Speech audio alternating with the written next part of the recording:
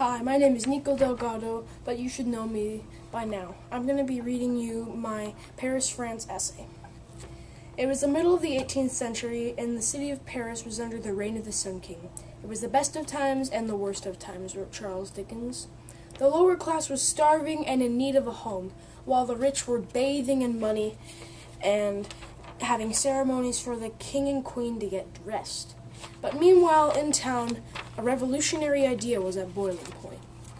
Paris was the largest city in the center of France. Paris was located next to the Seine River, and in Paris, peasants would eat and drink contaminated water and bread. And if they got really lucky, they would get to eat cheese or meat. The clergy would eat and drink with the aristocrats, or nobles, if you will. They would eat the richest of fruits, meat, cheese, wine, bread, cake, water, pastries, soup, and beans. Men wore waistcoats and large calves. Women wore court dresses, hoop skirts, panniers, corsets, and petticoats. Peasants wore wool dresses and coats, as well as hats. The royal buildings were occasionally made out of wood, gold, silver, and other expensive rare minerals such as marble and flint. They made halls of mirrors because mirrors were very rare back then, and the King of France founded the Academy of Architecture, with triangle roofs and arching columns. Peasants had almost no roof at all, besides their clothes. The King of France built the Palace of Versailles, and King Louis XVI spent his entire life at the palace. The politics of France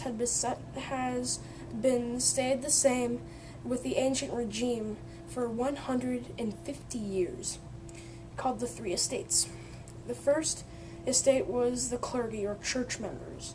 The second estate was the noblemen, and the third estate was everybody else. The clergy had 2% of the population. The noblemen represented 1% of the population, and everybody else represented 97% of the population. The unfair part was that each estate only had one representative vote out of 3.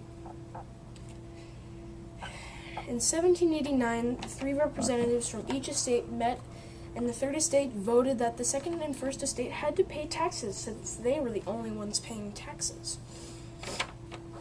But do you think that the first and second estate wanted to pay taxes? No, they vetoed that idea, and the first and second estate won that argument.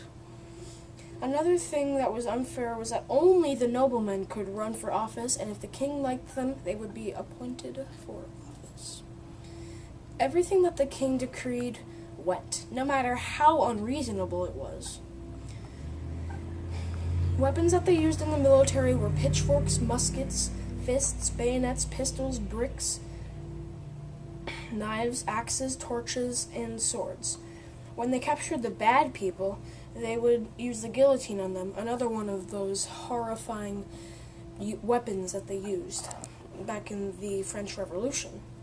The military of France went to America to help the Americans fight off the British to get their independence. That was one good move by the King of France, because the King of France wanted to get revenge on the British. They've been bitter enemies.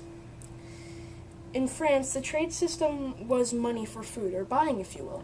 Marie Antoinette, King Louis XVI's wife, loved to order rare and exotic fruits from around the globe, and she ordered a lot. They got deer and fish from Wisconsin, spices, salt, and cinnamon from Asia, and gems from Africa. The rich French nobility got their money to buy all of these expensive items from very heavily taxing the third estate to get senseless luxuries. And the worst part was that the third estate didn't even get near all of these luxuries that they were paying for. As you can see, the king was very unfair to the people.